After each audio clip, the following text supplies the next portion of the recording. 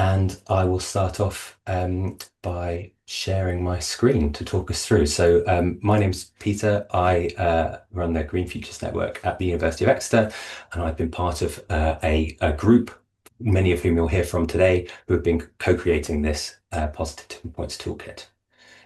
So this is what we're going to be covering today. So we're going to split this session into two parts.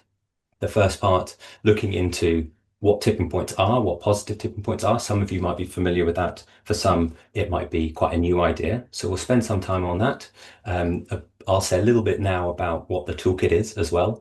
Really pleased to have Professor Tim Lenton here, who's going to give us an overview of tipping points and positive tipping points in a bit. And then we'll go through a more interactive exercise of bringing to life what positive tipping points might mean for you and the work that you're doing.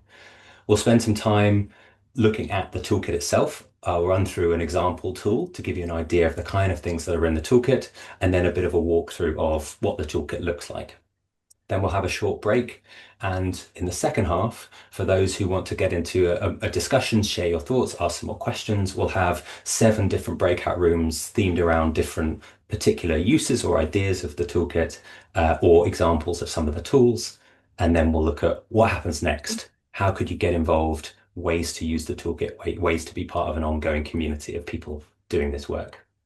And throughout that as well, we'll also hear stories from the people who've been involved in creating this as well. So we'll weave those throughout the session. But to start off with a quick summary of what this work is. So as this screen says, the idea of this resource is to make working with complex systems more accessible, rewarding, and collaborative.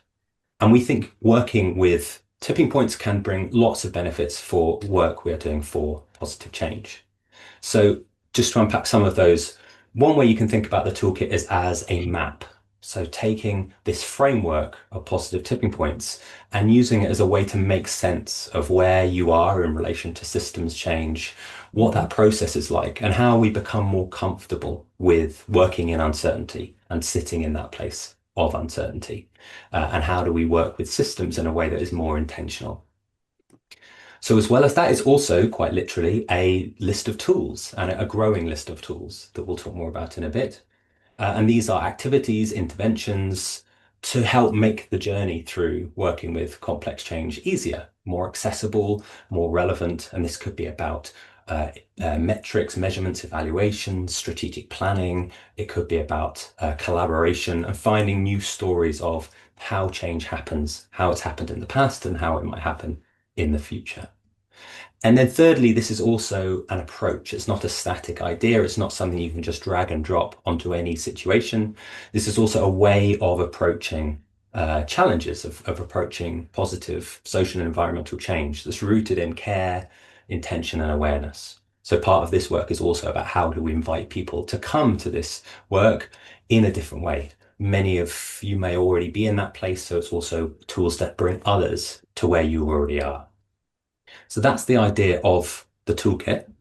And it's important to say a little bit about the process of how this was created as well. This has been a long-term process over the last 8 to 10 months and beyond before that as well, where we've been working with an organization called Huddlecraft, who run peer learning spaces. So we've been running one of those or 2 of those with 20 people from around the world. Again, many of whom you'll hear from. Some are represented in that photo there, which was taken at the Global Tipping Points Conference earlier this year in Exeter in the UK. And so this group of people have been working together to co-create this thing that we'll be sharing. And that collaborative multiple perspective process is a really important part of this work. Okay, so I'll pause us there and stop sharing. And before we go any further and talk about the toolkit, I want to invite Professor Tim Lenton to come and say a few words. So Tim is the founding director of the Global Systems Institute at the University of Exeter and chair in climate change and earth system science, and has been pioneering this research into tipping points for many years. Without his work, none of what we've done would have been possible. And he's also got a book that came out last week called Positive Tipping Points. So clearly knows a lot about the work that we are doing. And Tim, thank you for coming. Lovely to hear your thoughts. Thanks, Peter. Big thank you to you and the huddle, and everyone who's put the toolkit together because, well, I've got some, whilst I might share some ideas, this is all about putting it into practice, which is what kind of motivates me. So, yeah, I will share a few slides just to kind of land the positive tipping points concept. But yeah, really excited to see this process happening and to see what is it, over 200 of you eager to engage and put the tools into practice. I often invite an audience to start thinking about tipping points by leaning back on their chair we've all done that at some point to experiment with, there's a point at which a balance point at which a small nudge one way or the other is going to make a big difference to your fate or state. Because you and the chair are like a system with two alternative stable states, and you can tip from one to the other. And when the change starts going, it's self-propelling, as you all know. Um, and this is a slightly more subtle little movie I'm running where we're forcing some system in a way that made the state it was in less stable or less resilient over time until it tipped from blue to red in like an abrupt and hard to reverse and self-propelling way out of the valley that had disappeared into another state. I suppose it would be like melting the back legs of a chair with a blowtorch, assuming they were made out of metal. Um, but we know that we're in a situation with some incumbent ways of doing things and systems that have damping feedbacks that try to maintain the status quo, but that change can be transformative and propelled by amplifying feedbacks within a system. And the toolkit, as well as my work, is all about, well, what are the actions and interventions we can take to kind of, well, you could say to do two things. You want to, if there's an my proposition that I'm sure I don't have to convince you of is that we're in an unsustainable state of societies and economies, but there is another, or at least one other sustainable state we can imagine that would have its own damping feedbacks, maintaining the valley or the status quo. The trick is yeah, we could work on, well, both on can we weaken the damping feedbacks that maintain the fossil fuels status quo, and can we also work with the amplifying feedbacks that can propel change? And the story from existing case studies that actions can do both those things. They can weaken the status quo and they can work with amplifying feedbacks that ultimately can positively tip societies and our relationship with nature, etc., into a more sustainable state. And the beauty of it is once the change gets going, if the amplification is strong enough, that it can become self-propelling. We've seen that kind of tipping point change with the UK tipping away from coal burning and power generation. That's the black line here. It was 40% of our electricity supply in 2012 fell off a cliff. Without going into all the details, the specific policy that triggered the tipping point was instigated because of the UK's Climate Change Act, which started life as a private member's bill, which existed because of decades of environmental activism in the UK. So these things have interesting and varied histories, but social activism is often at the root of positive tipping points. And you could say the same for the Norwegian car market having tipped in the last decade wholesale from petrol and diesel cars to electric ones. That story starts in the late 1980s with a group of environmental activists, including famous members of the pop band a-ha, coming up with a 9-point policy package to incentivize EVs and fighting for over a decade to get policy to adopt it.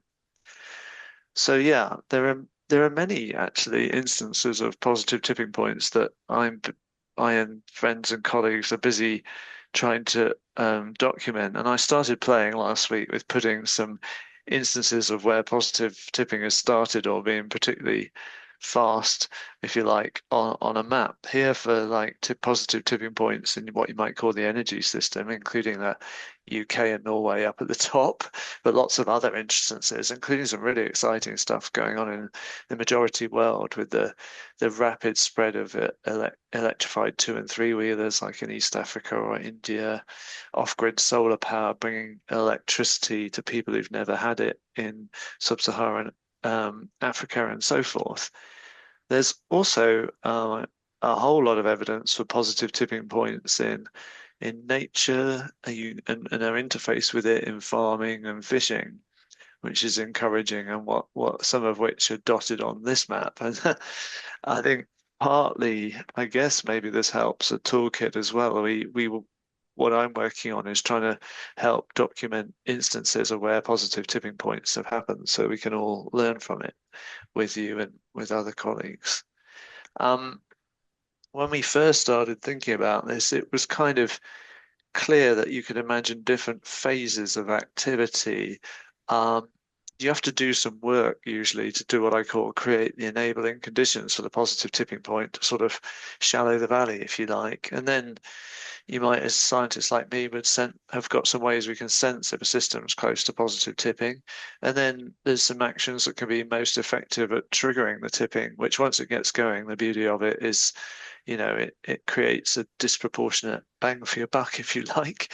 But the story is anyway, there are many different agents of change can help drive the transformation. And actually, if they can start to coordinate in begrudgingly or otherwise between the different, we call them actor groups, including civil society at large as key, then things really get singing. Then the change can really get self-propelling, especially when all sorts of bottom-up action starts to connect with top-down policy, regulation, and the rest of it.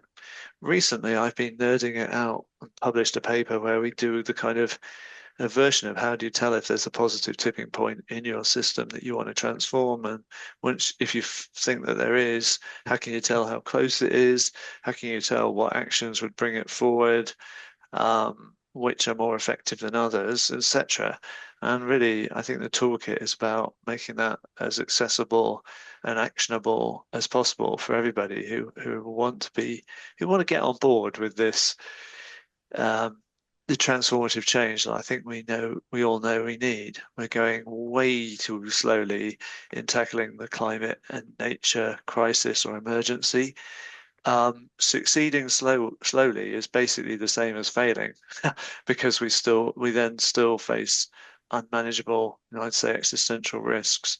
So yeah, thanks for all being here. Thanks to Peter and the Huddle again for taking this kind of big picture thinking and making it accessible and actionable for all of you. Really excited to see what users of the toolkit come up with. Brilliant. Thank you so much, Tim. Fantastic to have you here. And yeah, really appreciate your introduction. So what we're doing now is going to explain, all right, how do we move from the really in-depth, widespread research, academic research into tipping points and create, as Tim has articulated, a framework that is accessible to everybody, no matter how familiar you might be or not with systems thinking. And to do this, to kind of bring this to life, we're going to talk through how tipping points work, and use that as an opportunity to invite you to think about how they might relate to you as well. So to do that, we're going to use Mentimeter, and I've just shared a link in the chat. So you can either click on that link or go to menti.com and enter that 8-digit code. You can do that on the computer or whatever you're joining with, or you can do it on a phone if you've got that to hand. And while we do this, I'll share my screen, so we can see the answers as they come through. And the first question, really just to kind of get you used to how this works, and we'll come back to this type of question in a bit, is an invitation to where you're joining from. So you should be able to just put a dot somewhere on this map, where you are right now, that which might not be where you're based, but curious to know where people are joining from now. And I'll give everyone just a couple of seconds to get in. and enter this. If you've got any problems using the Mentimeter, please feel free to say, and you can always put your answers in the chat as well, so you can still contribute and be part of this work. But give it another few seconds so we can start to see the spread that we've got. So who is here, but also who isn't here, and what does that mean for the work that we're doing. Lovely. I'm going to move us through these fairly quickly because we've got a few to get through. But thank you very much. And if you miss one or two questions, that's absolutely fine. But my next question is an invitation for you to describe a change that you're working towards.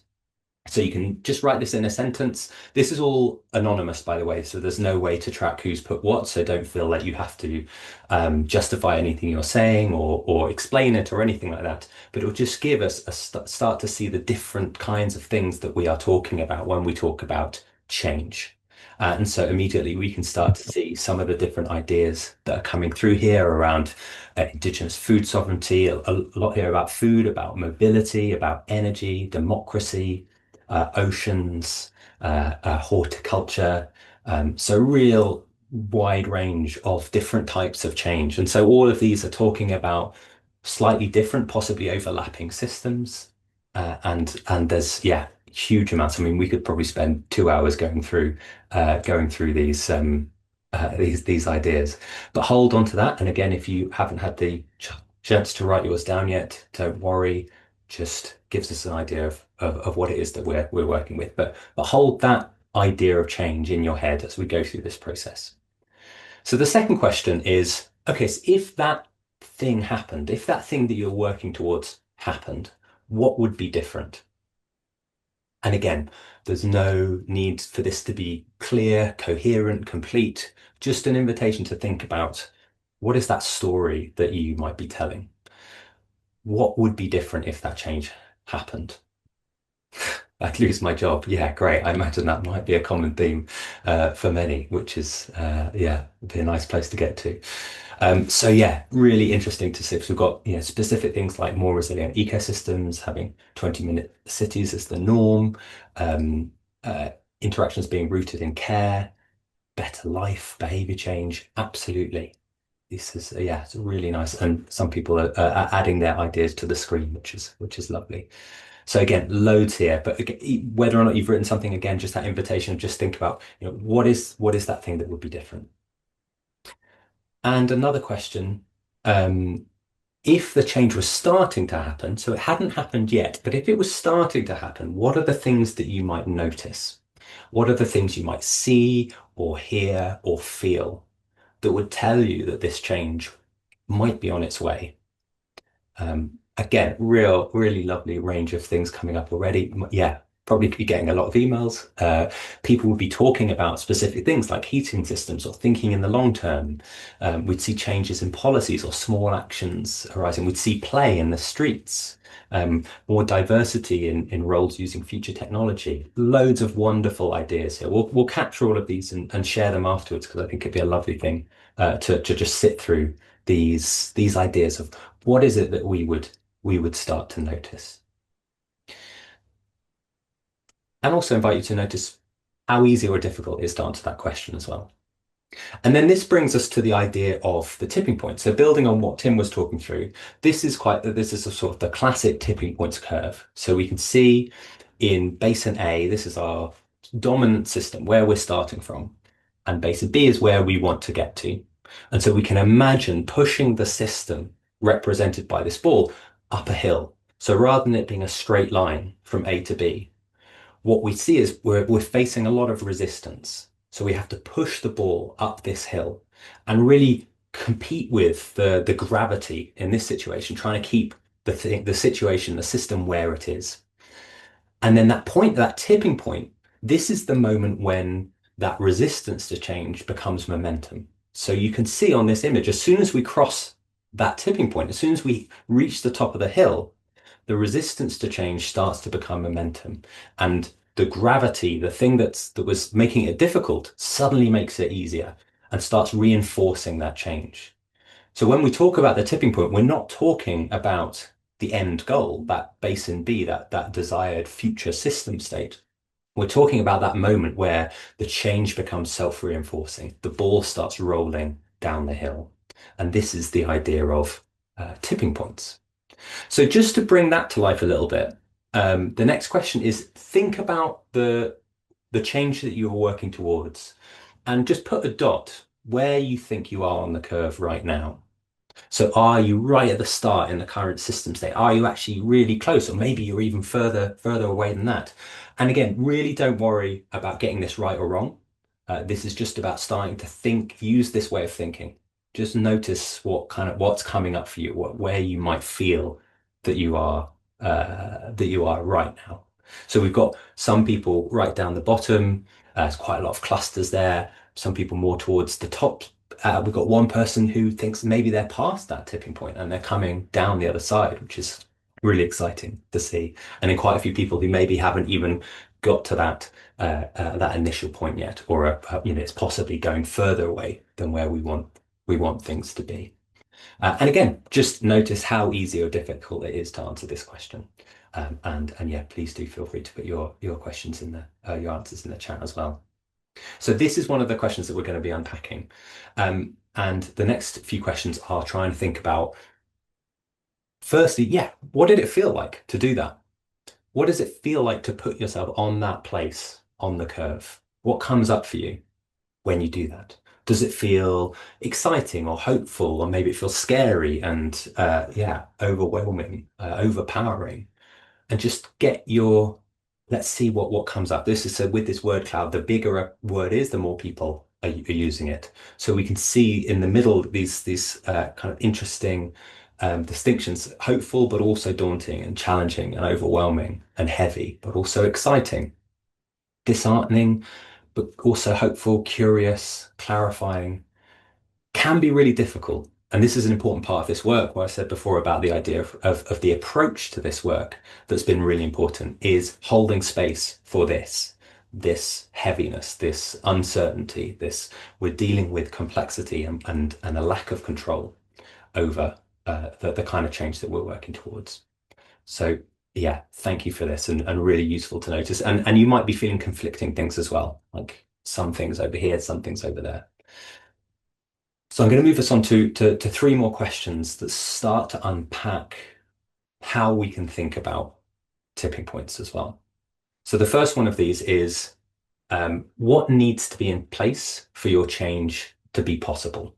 So mentally add an E onto the end of that question, which is somehow missing. But what are the things which wouldn't necessarily mean that it would definitely happen, but what are the things without that, this change does not feel possible, doesn't feel like it could happen? And so we can see the things coming through here. We've got trust, funding, policies, trust again, a lot of things that are kind of about behavior, about perspectives, but also about particular infrastructure, the right political leaders, alliance of economic actors. So we're thinking about what are the conditions that are required for change to emerge from. And this is a really important part of thinking about tipping points. Again, loads of great answers here. We could scan through these for a very long time. And there might be some that are there's a lot of overlap, I'm sure. Next question is, how is the system responding? So in the work that you are doing, what are some of the ways that you're seeing the system respond, give you feedback? What is happening? As you push or pull, what is happening in response to that? And yeah, be interesting to see kind of different things. So are the ways in which the system is responding, are they helpful? Are they reinforcing what you are trying to do? Or are they resisting it? Or they trying to move the system back to where it was? So again, we can see a real mix here of some of it might be backlash, pushing back against that resistance. Some of it might be supportive, people waking up, people supporting. And this, again, this type of how we might notice the ways in which the system is responding, or different parts of different systems are responding to what we're doing, helps us understand our role in this systems change. Yeah, this is great, but I'm sure we can kind of feel that sense of kind of want things to go back to where they are. And so how do we realize when we've gone far enough, when the system is ready for something to change significantly? Yeah, really interesting ideas. Perverse co-option, resisting dampening factors, apathy, duplication rather than collaboration. Again, we could sit with these for ages. Thank you. And then I've got one final question, which is what is an action that could cause the system to change suddenly? So what is one thing that might enable that to happen and may enable a really quick, rapid change? So thinking again to how Tim was describing this earlier and some of the visuals that he was sharing, what are the things that might push us over the edge, over the top? So again, we've got some really specific ideas here, like, yeah, a catastrophe, something happening, environmental, a specific piece of legislation or a treaty or a policy, or some kind of input in funding, perhaps. But yeah, lots of different ideas here. But these specific moments, part of thinking about tipping points and positive or negative tipping points is thinking about what is our relation to these moments? How much do we put importance onto these, and how much are these uh, things that we can work towards or things that we can prepare for? Is another way of thinking about how systems work. Lovely. Thank you. So again, I'm just going to move us on, but we can come back to these questions later on and just finish with this image, which is our way of trying to map that process we've just gone through onto the tipping points curve. So what we've just done is a way of understanding what positive tipping points are and how we might relate to them in our work for change. And so the toolkit is built around this way of breaking down the framework. And so to talk about this, I'll stop sharing there and get rid of me, and I will invite Matt to come and say a bit about the process of being a navigator in positive tipping points. So Matt, are you there somewhere on our I am, yes. screens? Lovely. Let me just spotlight you. Great. Thanks very much, I Peter. will share my screen for while you're talking through. Yeah. So, hi everyone. My name's Matt Fowler, and I've been involved in this process, helping Peter and the Huddle teams with the conceptual design of the toolkit. Um, when we're thinking about navigating complex change, the point is it's really complex. And so, trying to figure out how to describe processes simply enough that we can get going, while also uh, enabling us to actually navigate real complexity of change. And so we've used the term navigator and to navigate change because it feels appropriate to the complexity of the kind of change that many of us are working to when we're in complex systems. And so we've kind of tried to break that down into 5 simple steps. And there are 5 steps just as a way to get going. So step number 1 is to notice your starting point. So some of the questions that Peter's been asking us are ways to actually work through this. So we've already asked ourselves, what kind of thing are we working on? So we notice our starting point. What's our context? What are we working on now? What challenges are we facing? And it's really helpful to be specific, to think about the scale. Are we going for a global change, or are we going for a really local change in the local community? And as Tim pointed out earlier, big changes do start small. So noticing our context is the first step. And then step 2 is to imagine an alternative future. We tell stories about what the future could look like, stories of change about how this might be different. And along with stories of change, we could also imagine what kind of indicators might we be able to describe that would indicate to us that this change was happening. They might be indicators that would tell us that we had passed the tipping point, but they might also be indicators that tell us that we're approaching one. So that's step 2, imagining an alternative future.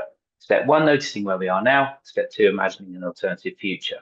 And then step 3 is to identify what is resisting that alternative future. And that's where we focus on the enabling conditions. So enabling conditions are what things need to be in place in order for this system to start to change, in order to be able to push that ball up the hill and over the top. By identifying what's resisting that alternative future, we're able to think about what changes might need to be made in order to get past that resistance.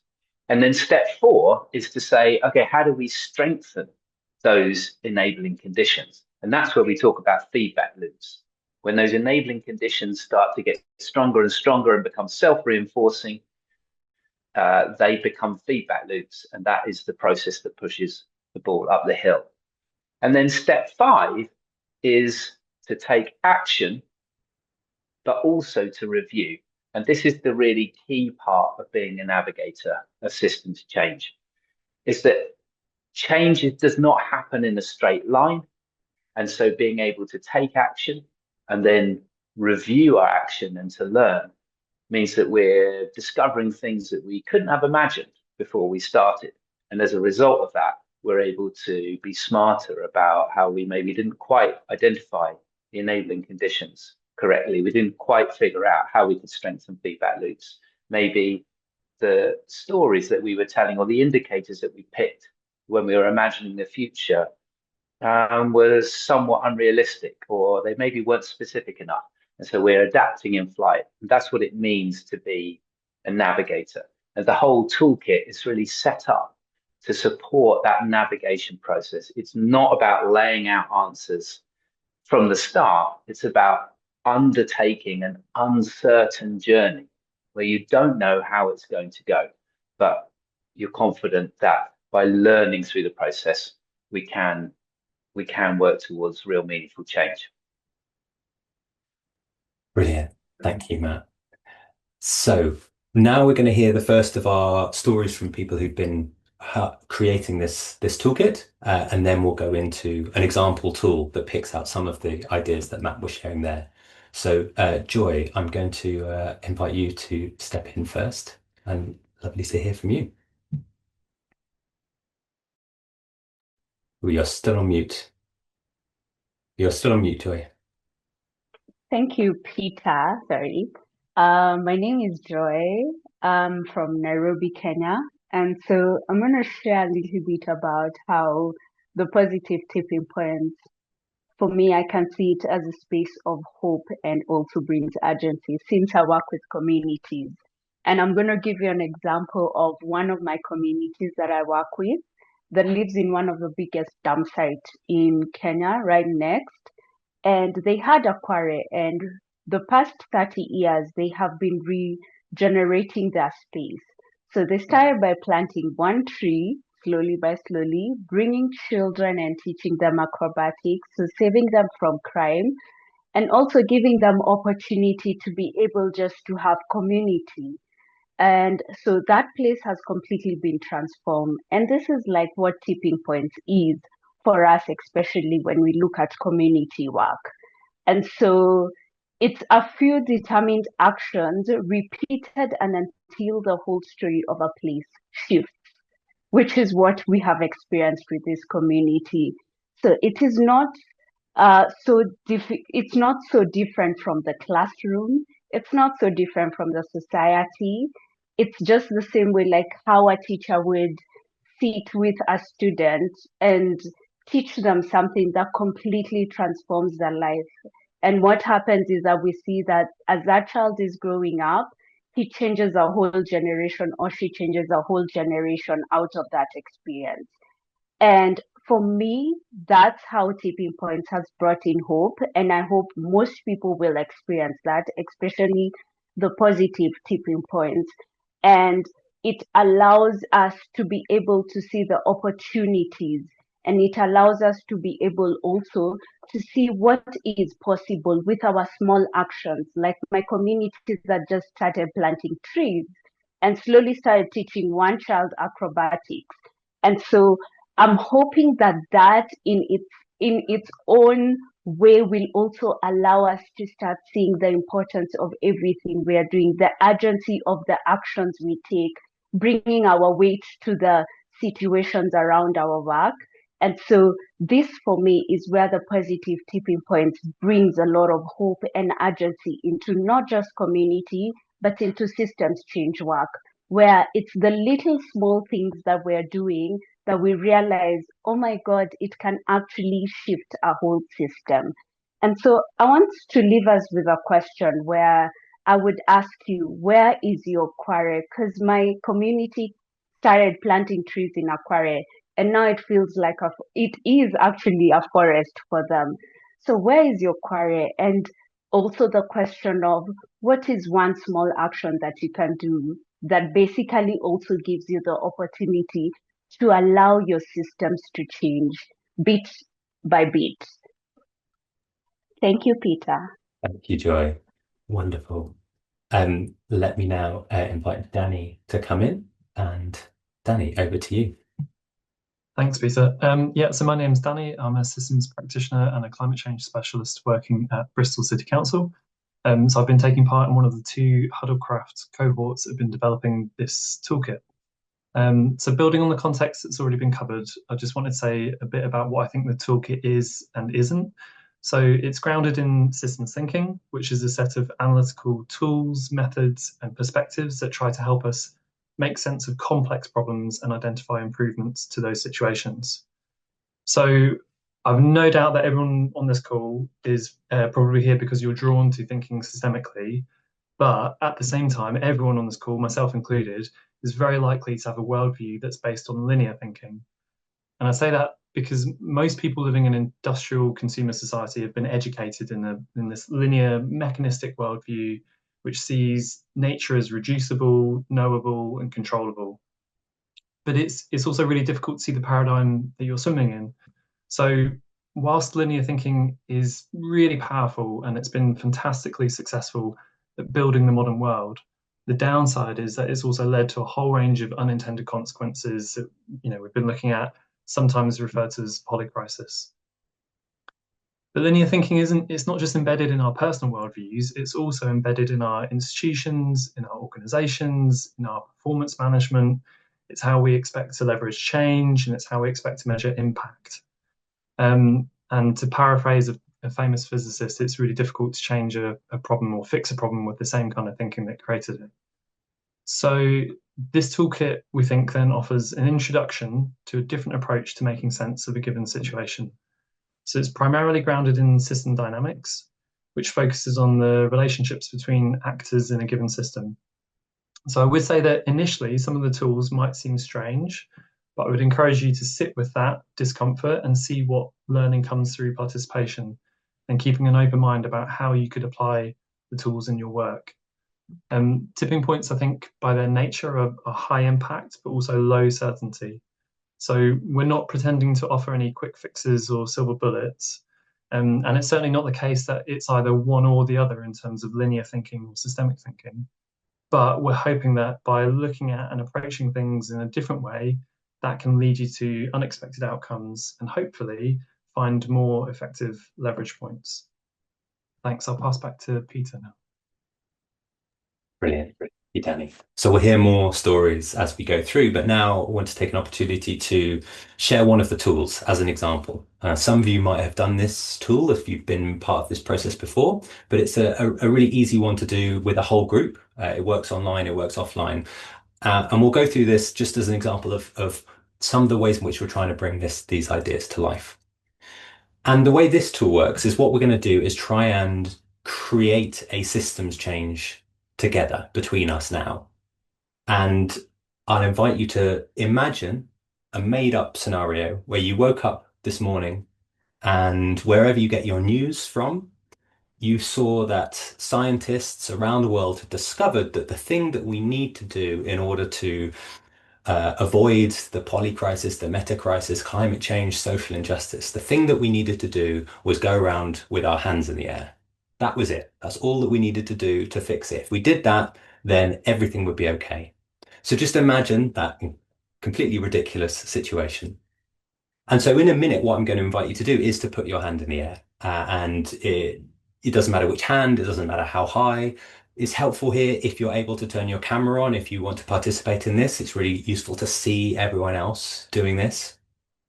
And we'll see what happens. So if you were able to, invite you to put your hand in the air. And using the linear thinking that Danny was talking about, there's a way in which we could say, right, this is it. We've done it. We've created a new system. Now we are in a system where having your hand up is normal in a way that a minute ago having your hand up was not normal. And we can start to think about, okay, great. Well, how did we reach that tipping point? What happened? So I'm just going to share my screen and we can start to unpack what's going on here.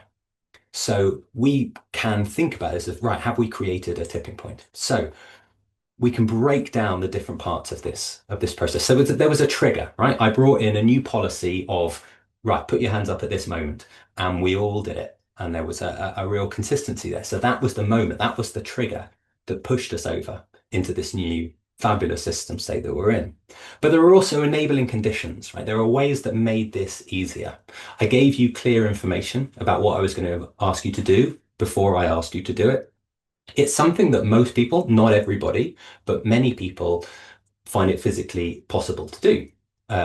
It's very simple, it's not complicated, and it's a bit playful, it's a bit silly, it's a bit fun, which makes it easier. If I asked you to do something that was a bit more destructive, like, throw your phone across the room or something, you probably would be less likely to do it. So these conditions made this more likely. They didn't cause it to happen, but they made it more likely that it could. And then we could also start to notice the reinforcing feedback, the idea of, okay, the things that are pushing us further towards this. So one of those was critical mass. So there was a moment, there was a split second where I was the only one with my hand up, and then quite quickly there were tens and then more of people, and we reached that critical mass quite quickly, whereby it just spread, that idea spread throughout. So that is an idea of reinforcing feedback. And also social contagion, right? We went quite quickly from a situation where having your hand up would have been a bit strange, or you would have maybe wanted to say something, and just putting your hand up for fun would have been quite confusing. And then the social contagion of, right, noticing, okay, this is what other people are doing. This is now normal. So having my hand up in this process is now a normal thing to do. So that really reinforced this behavior. But like me, you're probably getting to the point where you're realizing, I don't think this is a sustainable system state that we've entered into. I don't think we can necessarily keep this up for the rest of our lives. So we're starting to notice the resisting feedback or dampening or balancing feedback that is trying to push us back to the original system state. So we're noticing a deeper social contagion where, okay, there's a point at which now it feels a bit weird, right, to have your hand up. Now I don't really know what I'm doing anymore. There might be other people in the room with you. There might be somebody, walks past the window and looks in, and they're just thinking, why is this person just sat in front of a computer screen with their hand in the air? So there's a moment where this felt normal, and then slowly we feel the dominant way of being seeping back in, and we're remembering, oh no, this isn't normal. But there's also physical feedback loops, literally in our arms getting tired and maybe a buildup of lactic acid in our arms, and it's starting to be a bit uncomfortable if it hasn't already been. And so maybe, we could change hands or shake it around a bit. But ultimately, I think we could recognize that this is not a long-term solution. So I'll invite you as soon as you're ready to put your hands down. And what this tool is inviting us to do in a very kind of playful, silly way is start to think about this idea of what is the reality of trying to change a system? What happens when we do that, and how does the system respond? So it invites us to think about how we can break down the components of that attempt to change a system, and also understand why it didn't work.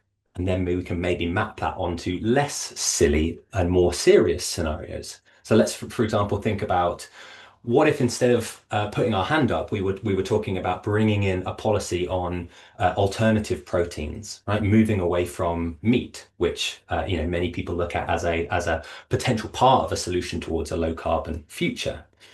That is an idea. We can start to think about, well, what happens when those policies, those things get brought in too quickly before we're ready? What happens when we try and implement something like that and the enabling conditions are not in place? Or the feedback is more resisting than it is reinforcing? What are the potential implications of that? Or maybe we could think about trying to implement low traffic neighborhoods or active travel or reducing air pollution in our towns, cities, communities. What happens if we try and bring in that policy, that change of right now, put your hands in the air before the system is ready for that? How might we predict what that response might be? And we can also look at global systems like carbon capture and storage, for example. What happens if we implement those technologies before we have the governance in place to make sure that it's done in a safe and sustainable way? So with all of the tools in the toolkit, what we're trying to do is help embody and bring this part of systems change to life in a kind of collective way. But then also, right, how do we use that? How do we implement that into the work we're doing? So that's just one example of many, and I'll share a little bit more later on. And now we're in a complex position where I'm going to assume all of the hands that are up are part of this exercise. But if you do have a question, do feel free to put that in the chat. So just before we go a bit more into the toolkit, and I can show you what that looks like, I want to bring two more stories in to this process. So first up, I'm going to invite Tara to come forward. So Tara, over to you. Thanks, Peter. And yeah, I'm Tara. I've been part of the huddle process and slowly getting the feeling back in my arm. So much of my work is about how to build trust in a system, so that in particular people feel able to engage with climate action in a way that feels meaningful to them in the face of uncertainty, in the face of complexity. So I just want to share a story about an experience I've had in particular that kind of struck me. Helping a social housing provider cultivate trust between staff and tenants as they were building their own environmental action plan.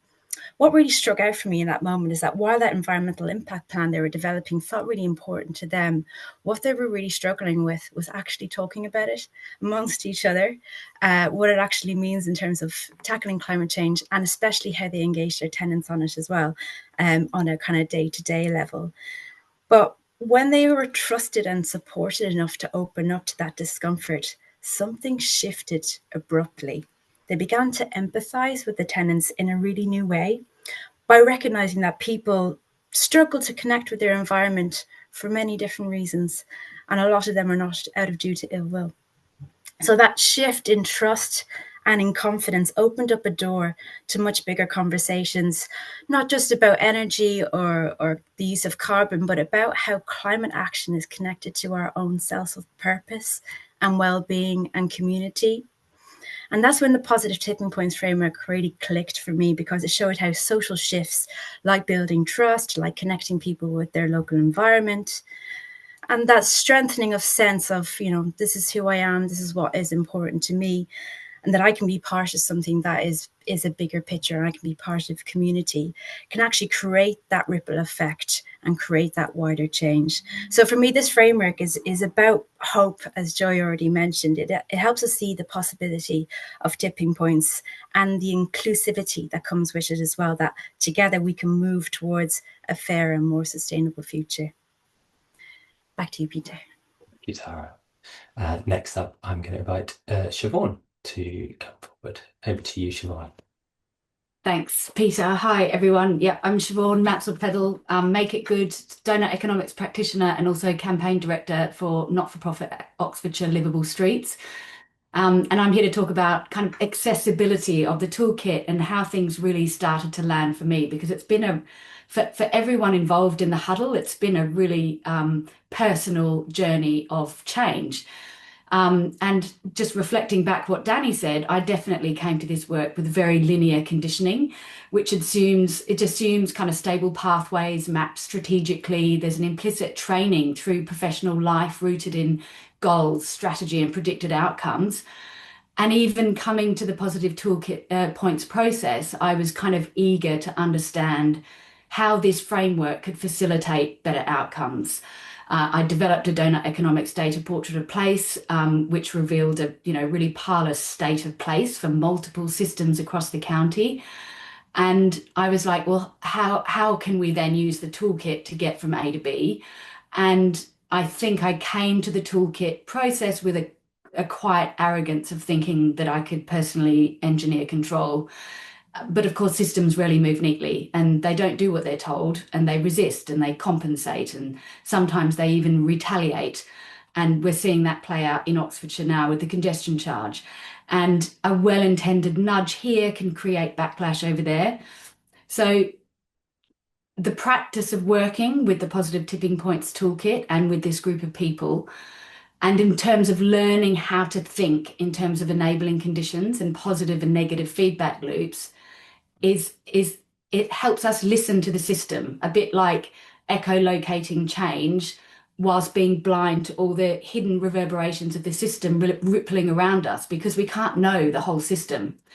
So where I've come to it is that the work is in understanding the system as best you can in that moment without being completely overwhelmed by it. And that once, and this happened to me, I think going through the process and in developing a tool, once I let go of the idea of control, that we might single-handedly be able to create a tipping point, that's when the work becomes universally accessible. And I'm going to bring in some of the language. It's like it is a dance with discomfort. Uncertainty and doubt are features of the terrain integral to the work. And early in the process, those feelings kind of terrified me. And then now I realize they're absolutely part of it. And I need that to work well with it. That letting go is really vital, and that the relational work is really key. And these four things, I guess, are essentially the enabling conditions for the work. Learning how to listen and read the system is available to absolutely everyone through this toolkit. Thank you, Siobhan. Wonderful. So now we've got a little bit of time. I'm going to say a bit more about the toolkit and what it looks like. We'll hear a couple more stories, then we'll have a break, and then we'll go into breakout rooms for those who want to get into a bit of discussion, but that is not a requirement. So a little bit more about the tool, and building on some of the things that Danny said about what this isn't. It's important to be really clear that it's not an instruction manual. It's not finished, it's not complete, and it's not something you can just go, right, this will tell me exactly what I want to do. But what it is an invitation to step into this process. It's an ongoing process that is very much collaborative. These tools have been pulled together by different people in different ways, in different contexts. And fundamentally, what it's trying to be is a way of bringing that understanding of complex systems change to life. So I'm going to show you what the toolkit looks like now, which and we'll be plenty of time for you to explore this on your own later on. It's built on Notion, which some of you might be familiar with, which is a free website building process, which is similar to a wiki in that you have lots of different pages that are linked together. And so it's quite DIY. And again, really invite you to notice how that feels useful, if there are ways in which maybe you would expect it to feel slightly different or look slightly different. And this could well change over time. But at its core, the toolkit is a list of tools, and I'll just show you briefly here. There's currently just over about 30. And so you see, if you come to it this way and just look at all of these, it's pretty overwhelming, right? It's very difficult to know, or how do you even start? How do you jump in? And there are going to be more and more tools added in the coming weeks and months. So what we've tried to do is create a structure around this. And there's a few different ways that works. One is which we tried to break down each of the different parts of the tipping points process that Matt talked us through. So for example, here is a page on enabling conditions. And in here, we can then look at various different questions. So here we've got questions that might be useful ways to start and questions to go deeper. And each of these questions links to a tool. So here we can see this links to the tool we just did together. So this hands up activity. And then the tool will give you an overview. It will give you details of how you can run this tool, ways you might be able to change it, make it more applicable to your situation, ways that you can go deeper, go further. So just to give you an idea of what that might look like. We also have within the toolkit a series of example routes as well. There's lots here that you can dive into that I'm not going to go through. But here we have the navigation process that Matt talked us through, those 5 steps. And we've also created a few example routes that are, okay, so say you want to do one of these things. We've got long-term strategic planning or personal learning. And here I've got open an example of an in-person workshop. So here we've created a bit of a guided process of, okay, well, if you're doing a workshop that's in person, you might want to start here, then maybe do this activity and then this one and so on and so forth. So some of the tools are going to work really well in some contexts and others will work well in other contexts. So what we've tried to do is create this framework basically around this collection of tools and really invite you to jump into them. There's lots more about how you can get involved in this as well and how you can input into it. There's more about how this toolkit came to be and who's been involved in creating it, but I'm not going to go through that now. I will give you the link to go through it in your own time and ways in which you can let us know what you think and add things in as well. But really to give you this idea of it's a series of tools and then ways to make navigating that simple and accessible. So before we go into a break, I'm going to invite our next couple of storytellers to come forward. So starting off with Shaylin. So Shaylin, over to you. Thanks, Peter. If it's all right, I'm going to share my screen. That's all right. Hi, everyone. I'm Shaylin. I'm going to summarize 6 months of discovery in 2 minutes. And this sort of section is all around developing a tool. So my learning question during the huddle was all around how do we engage people with the positive tipping points toolkit in a fun, engaging, playful and creative way. And so I started off with that very linear process. What is play? Thinking about embodied practice, role play. I ended up going to a clowning class, which was fun. I then thought about what is a toolkit? What is, where will it be used? How will it be used? Who will be using it? How does it relate to the report? And we had lots of discussions around this. Some time passed, lots of thinking, processing, reading, chatting with my buddy Tara, feeling very lost and very uncertain actually. And the product, which is a game, and I'll speak about that in a second, really mimics my journey with the huddle. Eventually things started to become a bit clearer, direction felt like it was forming, and I started to think about some of these kind of key themes. So how do you trust that the thing will appear and that you have to follow that wiggly path and that things will emerge? And then coming back to that play question of how does building things, playing with your hands, how does it help people to understand systems change? I then went and looked back at the report, and this sort of became really clear for me. It was this section, which I think is just a summary in one of the positive tipping points sections. And it's saying, in order for those tipping points to happen, as we've looked at already, 3 things need to happen. We need to have intention, agency, and desired outcomes. And of the desired outcomes, we've just mentioned them. They're creating an enabling condition, enhancing the reinforcing feedback loops, and attempting to trigger positive tipping points. And so a game is born. I ended up creating a board game, which is at the moment on Miro, so it's an online tool. It's one of the tools of the toolkit. And the sort of general themes within that were about embracing uncertainty, looking and seeing what emerges, and sort of understanding how complex systems behave. And so the tool is very much in development. I've played it with some of you on this call today already, a sort of smaller version, and I'm currently in development stage with it. So that's how I've developed it. I've developed a tool, and I'm going to share an interest form if anybody would like to get involved. Thanks. Thanks, Peter. Thanks, everyone. Shaylin. And next, I'm going to invite Monica. Hello, hiya. Yes, my name's Monica. So I'll just quickly summarize. So basically, the main reason I got into positive tipping points was mainly Phil. Phil is somewhere on the call, and it's Phil's fault, really.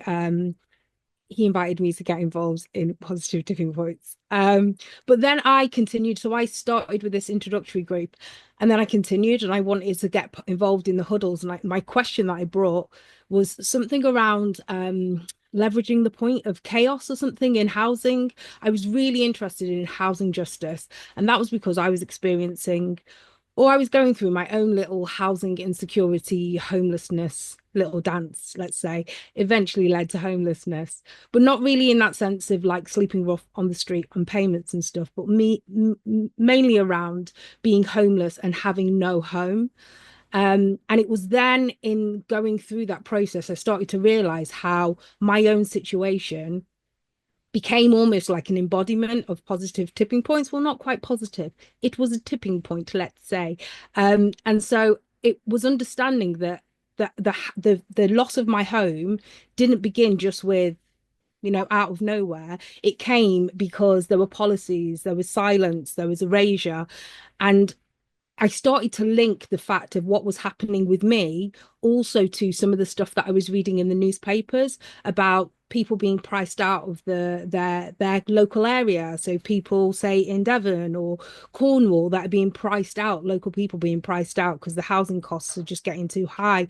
And then also I started to think more globally and think about the Amazon rainforest and how indigenous people that live in the Amazon are being exploited and kicked out because there's resources that we want. And so they were all different shifts and versions and stages of homelessness, let's say. So for me, during our huddle, I created a tool which was a me, we, us. I'm very inventive with my names. And it basically just gets us to think about where we are with our personal story and how that collectively links to other people, and then how we can shift it to globally. Because for me, I felt like our stories are actually a system. And it was only when I was working through the positive tipping point process that I realized how I walk around as a system myself. And systems tip. Systems can tip. My story can tip. It has tipped. And so it's ensuring that I have all the tools around me to be able to tip it to justice. So I have got a breakout room. We're going to be sharing bits in different bits. So yeah, I can go deeper into that at the moment. I'm going to try and keep it quite tight. So thank you. Passing over to you, Peter. Brilliant. Thank you, Monica. So we're nearly at a break. I'm just going to share my screen and give you a sneak peek of the breakout rooms we're going to go into when we come back. So appreciate not everybody always wants to go into breakout rooms. And so these are going to be optional. I'll open these up and you can choose the one that you want to go into, or I can move you into it if you need a bit of help. But let's take 5 minutes just to get a bit of movement, get water, whatever you need to do. And we'll start again at 10 minutes past. We'll hear a couple more stories and then we'll go into these breakout rooms. So see you again in 5 minutes. I'll leave this up so you can have a think about which group you might want to go into. See you again in 5 minutes. Okay, welcome back, those who are back. Just wait another few seconds, give people the chance to arrive. And what we're going to do now is have a couple more stories, then we'll go into these breakout rooms. And then when we come back, we'll talk a bit more about what happens next and ways for anyone and everyone to get involved in this work that we've been doing. But first of all, let's hear from a few more people who've been part of this process, starting with Daniela.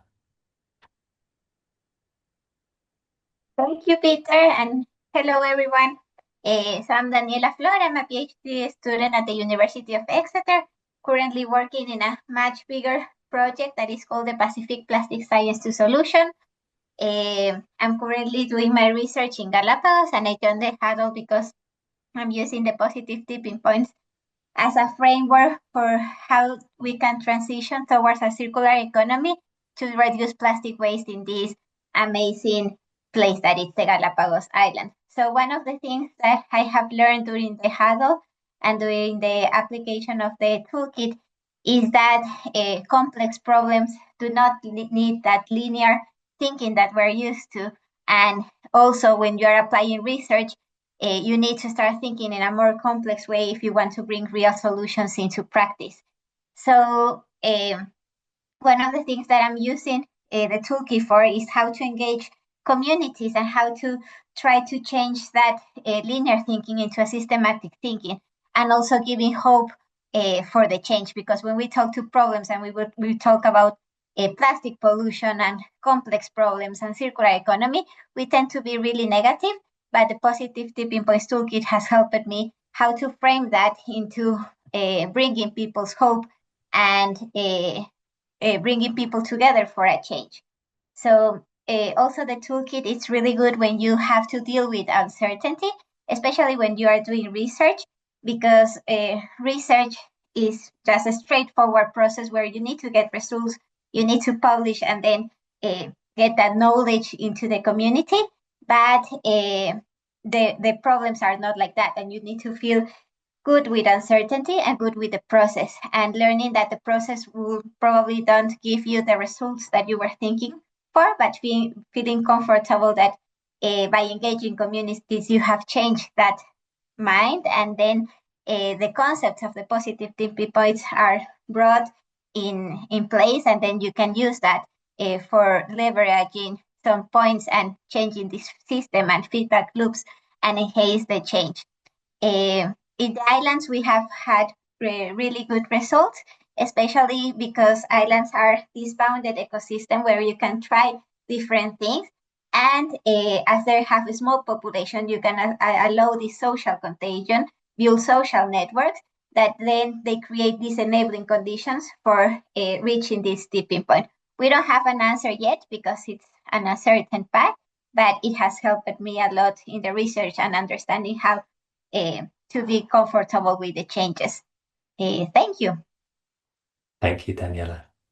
And now over to Sheila. Oh, you're still on mute, Sheila. Thank you, Peter. Hi, my name is Sheila Jones. Hello, everybody. I'm from the UK. I work in the highway sector, primarily with local authorities. And the question that I brought to the huddle was, how can the application of positive tipping points support local authorities as they face the unprecedented challenge of climate change? And how could it help shape and inform the delivery of future services and the changes required within those authorities to meet climate targets? So I started with several key areas around bridging theory and practice, developing a practical approach, the importance of collective action, and identifying signals and taking action. And this is all with the backdrop of many local authorities in the UK already have targets around climate change, but not necessarily a roadmap to reach their goals. So I began exploring this bridging. How do we bring theory? How do we take it through to practical application so that organisations and teams can begin to use it? And my focus has been on developing an approach where authorities survey, notice and monitor the actions they're already taking towards their targets. So looking at their policies and strategies, what constrains them, how could they be adapted, and how can they develop new plans and build metrics around maybe identifying enabling conditions for change, all whilst being mindful of embedding current policies and strategies. So I feel it's of great importance that a tipping point approach demonstrates how many actions are already underway and that people understand that however big or small the actions are, their contributions, they all help progress towards the tipping point. So it acknowledges everyone's collaborative work to push the ball up that hill. And I've been interested in how authorities could use early warning signals, opportunity signals, and how they could then put in place action plans to tackle those issues and maximise opportunities. What I suppose I would conclude by saying what I have learned is there is still much work to do, and it's a complex topic, obviously, but there is a lot of potential for utilising positive tipping points to reform and shape our public services. Thank you, Peter. Wonderful. Thank you very much, Sheila. So now we're going to open up the breakout rooms, and we've got 20 minutes here. So hopefully you had a look at the options that were on the screen during the break, but they'll also be in the names of the breakout rooms that will be opened up. So I'm going to open these now, and you'll get the opportunity to select the one that you want to join. You can move between them if you want. Or if you really don't want to be part of a breakout room, that's absolutely fine. You can stay in here. Where I'll be just making sure everyone is getting to where they need to go. So you should now have the option to choose a breakout room.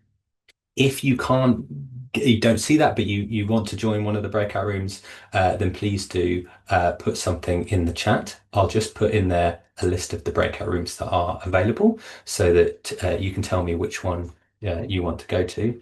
And I can manually move you in if you need that. So there you go in the chat. So use this opportunity to join one of the breakout rooms, or if you need me to move you into one, I can do that for you. I hope those breakout rooms were, really enriching and nourishing. Apologies to anyone who was mid-sentence when you got pulled out. There's always going to happen to someone.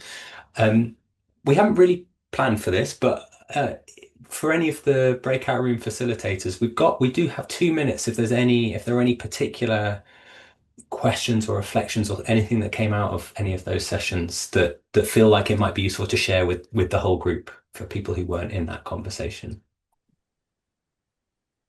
So we're going a little bit off script here, but yeah, Nicolette and then Siobhan.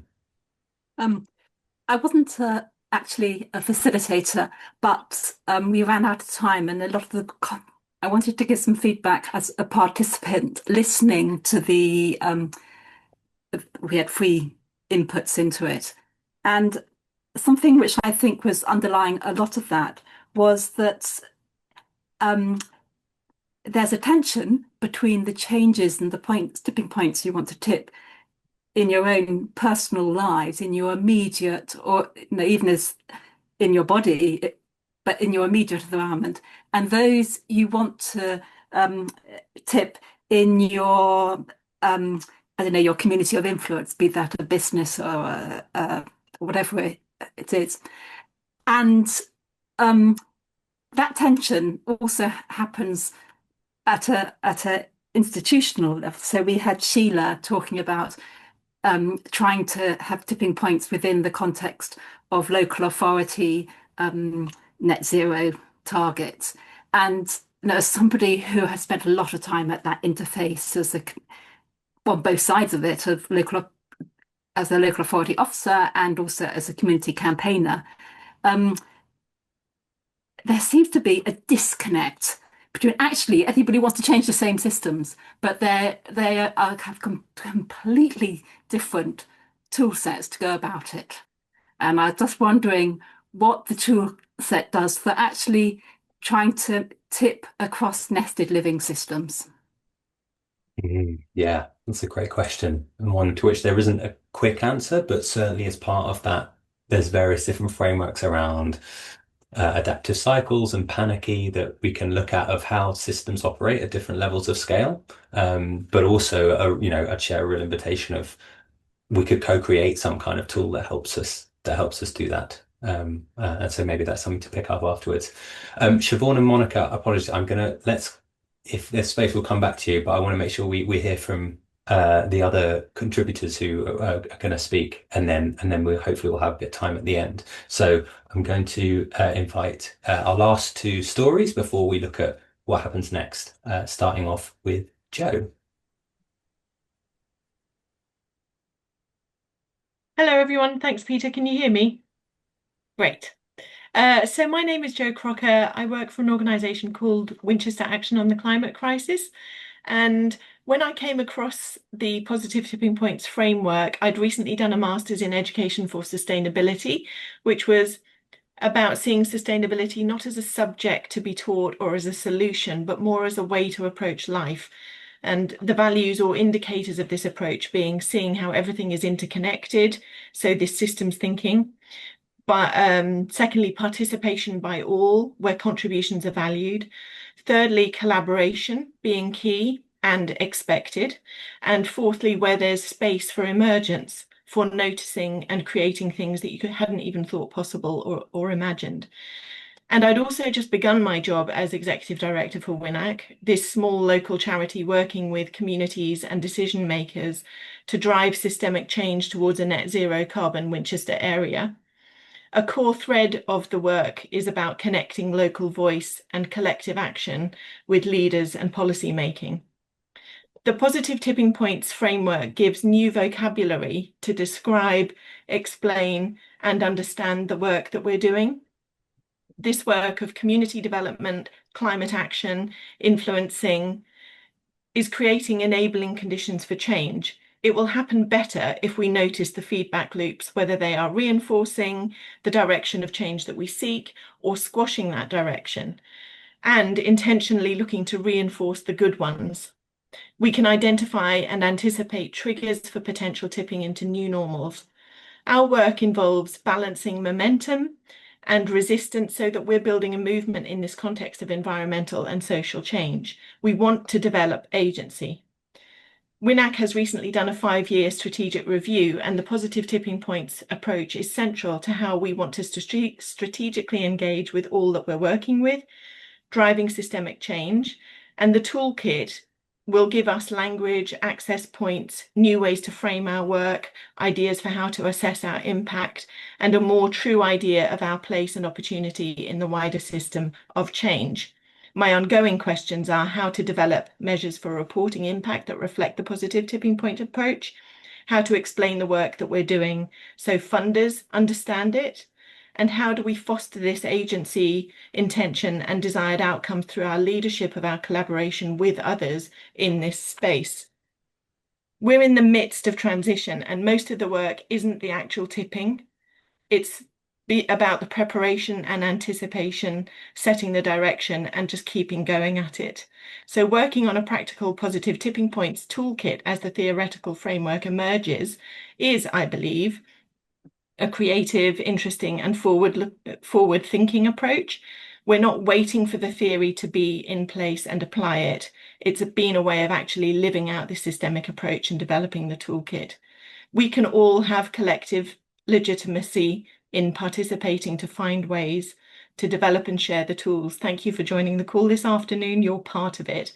And it's about transforming thinking to realize our interconnection, to collaborate, and to expect and allow space together for new things to emerge. So whatever context we're in, we can choose to do something constructive because we're the ones who are here now with this opportunity before us. Wonderful. Thanks, Peter. Thank you, Jo. And finally, I'm going to invite Tana forward. Well, thanks, Peter, and thank you, Jo. I'm still like, whew, feeling what you were saying. So my name is Tana Luker, and I'm based in Malmö in the south of Sweden, and I'm a researcher and facilitator. And I'm going to speak a little bit about resourcing ourselves as navigators. So all of us who do work with change through bringing awareness and interventions into systems and organizations and communities. And I think there's probably a room full of people who do that kind of work here. And I know for myself, I have experienced it as both really enlivening line of work, but also can be very lonely and scary. And in the huddle, I had this really beautiful experience of what happens when you bring a group of people together. We were from all over the world. People were working in like really different contexts, but with the same kind of ethos and desire. And I feel like it really created a situation that fostered a lot of creativity and bravery, and these tools emerged that might not have been able to come into the world by themselves or in isolation. So I want to take a moment now and ask everyone a question. And this question is rooted in really taking kind of the systems theory seriously and seeing ourselves as part of these systems that we're working in. So the question is, what enables you to do the type of work that you want to do and continue to do the type of work that you want to do? And invite you to write something down. If you want to put something in the chat, that might be really, really interesting as well to see what people have to say about that. What do you feel supports and resources you in doing this kind of work? I can see people saying things already. And now, while you're still writing, I'm going to transition to our final part of the session, which is speaking about next steps. What has already been planned, what's kind of in motion. I'm going to speak briefly about the community of practice. Joy is going to speak about the podcast that she is helming, and Peter is going to speak a little bit more about potential of further training and ways to bring your feedback to the toolkit itself. So switching gears, community of practice, it's going to be run by myself and Peter. Peter, please jump in if I miss any important details. This really came out of the question that I just asked everyone, and us thinking about, what enables this kind of work to continue and what also makes it like rich and ripe, what makes me rich and ripe as like a facilitator to go into systems and try and work with them.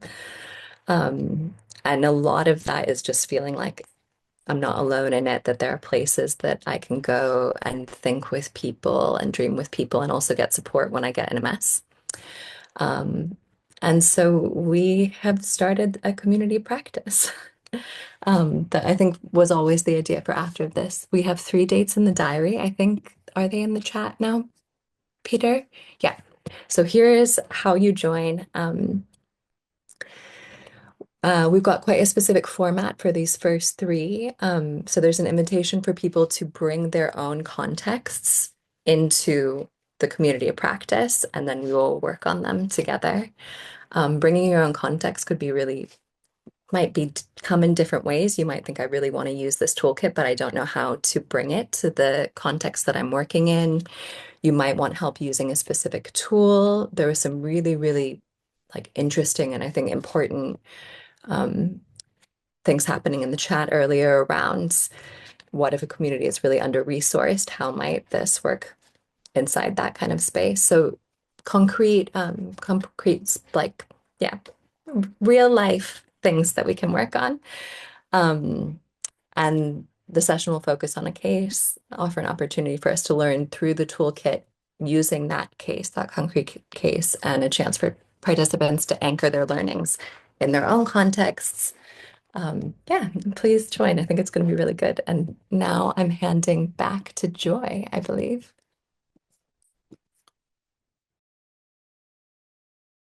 Thank you, Tana. I also, like I said, a lot of the work we do is based on stories, and stories are really powerful, especially if you think about the indigenous aspects, where people would sit and tell stories and share realities, but also learn from each other.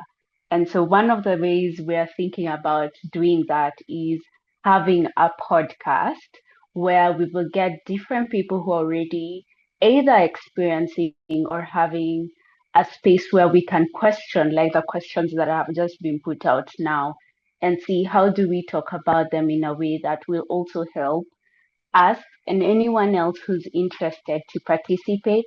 So we will be putting out a podcast before the end of this month. We'll share with all of you. And also, I would like to invite anyone who thinks they have a story that is relevant, that you'd love people to hear about, but also a story that or a question that you'd love us to discuss. Please share with us in the email. Peter will definitely share that. We'll definitely share that as we go on and as we give feedback. So you'll get that every month in the newsletters. So thank you so much. And I hope to see anyone who'd like to participate, please reach out. Thank you. Back to you, Peter. Thank you very much, Joy and Tana. So yeah, we're just getting into what happens next, and appreciate we're coming to the end of 2 hours of a lot of talking at you, and hopefully in the breakout rooms who had a bit of a chance to process a bit differently. But there's a lot here and we'll capture all of it in the follow-up email that I'll share out later today. But also wanted to say a bit more about some of the other ways that you might want to get involved. We've talked about this community of practice, and I'll share details about 30, 40 or so people have already signed up in advance, and there's plenty of space for more. So do let me know if you'd like to join that. But there are other types of community as well, and we really want to support people taking it to their own community as well. In the chat, there's lots of kind of community forming going on, which is wonderful. I think there's been some suggestions of, for example, a LinkedIn group, which is something that we could absolutely do. Not everybody is on LinkedIn, but there are lots of people there, and it could be a way to communicate.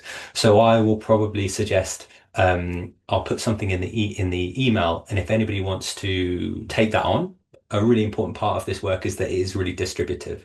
We are, so I work for the University of Exeter, and we heard from Professor Tim Lenton at the beginning, and a lot of the research is coming out of this institution. But for this idea, for this practice to work, it needs to be distributed across lots of different people in lots of different places. So there are things like that. If anybody wants to take that on and step forward with setting up something like that, then great, let's talk about it. I suggest we talk about it first, just in case 12 different LinkedIn groups pop up straight after this. So let's keep it nice and coordinated, but love to hear from people. And also part of this process, a really important part of this process is really ongoing feedback. And that's been a theme throughout, I think, everything we've said today about the feedback loops that we notice, but also the feedback for this work. So this has been a group of about 20 people curating this, built on work done by other people before them and by work being done in the academic space. But this will grow and this will change and this will shift over time, and that comes through feedback. So there's a few different ways of doing that. I'll share on the toolkit, which I'll share the link to. There's a few different ways to give feedback through there and to submit your own idea for a tool or highlight a tool you've seen somewhere else that you think might fit there. But also you can get in touch with us. You can email me, you can join the community of practice and share feedback that way. And just a really open invitation for that kind of ongoing feedback, because this is how this sort of thing lives and thrives. And as Hattie, for example, has put in the chat, we can also link to there's another global tipping points report coming out later this year. And there's a whole other context of this work in that very academic and research-based space, which this can also be a doorway into for anybody who wants to be part of that community and space. And one final example of how to get involved as well is we've really tried to make this open and accessible. It's free to access. But if anybody does think that training might be useful, that is something that we can look at trying to provide as well. Training through some of this process. We really encourage anyone to take it and use it and do their own training and work with their own communities or organizations or teams. But if that's something that you would find helpful, again, there's a place on the toolkit, which I'll flag up in the follow-up email of how you can get in touch about that. So the last thing I want to do is jump back onto the Mentimeter poll. So I just put the link in the chat. It's the same link as we had before. And I've got 3 more questions just to collect some final bits of thoughts and feedbacks from everybody. So once again, I'll share my screen so we can see these as they come through. And this first question, just an invitation to see, well, how could you imagine using this? What are ways in which this feels like this could be useful and relevant to you? And again, there's no expectation here. We're really curious to see what will happen. We've already had 20 different perspectives build on different ways this could be used, but there's room for an infinite number more.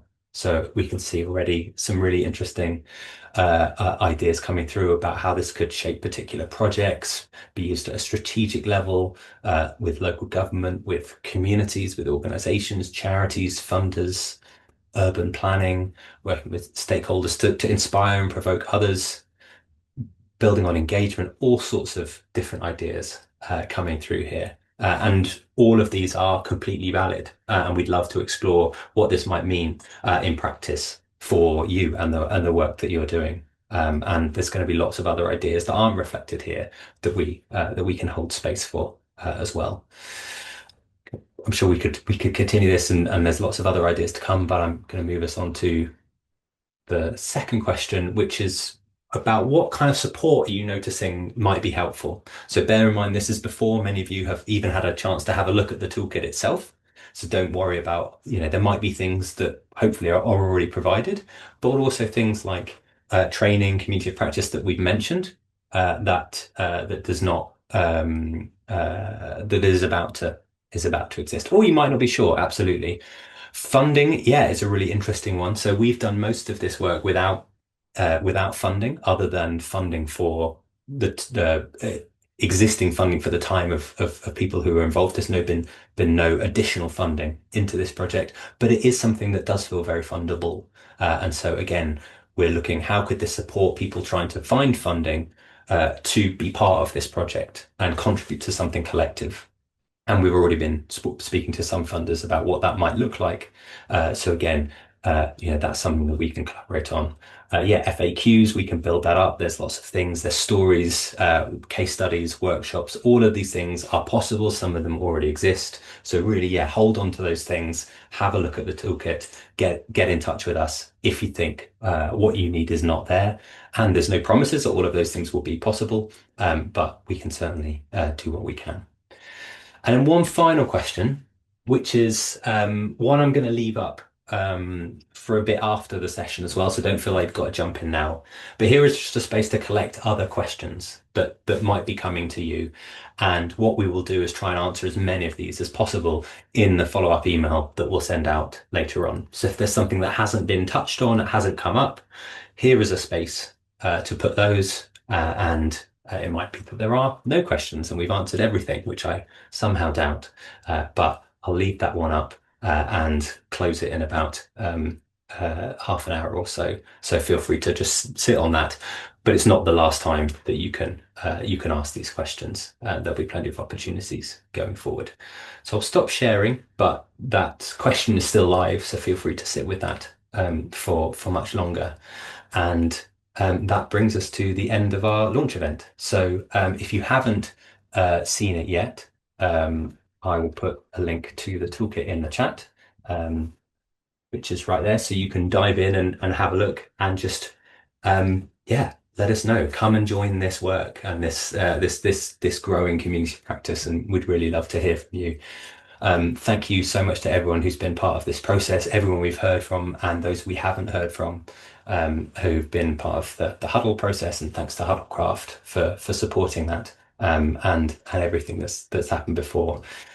I'll just take me out of the way there and say thank you very much for coming. We'll send a follow-up email and hopefully be in touch with you all very, very soon. And thank you, Peter. Thank you, Peter. Thank you. Thank you, Peter. Thank you, everyone. Thank you. Bye, Peter. Thank you, team. Bye, everyone. Thank you very much, Peter. Thanks all.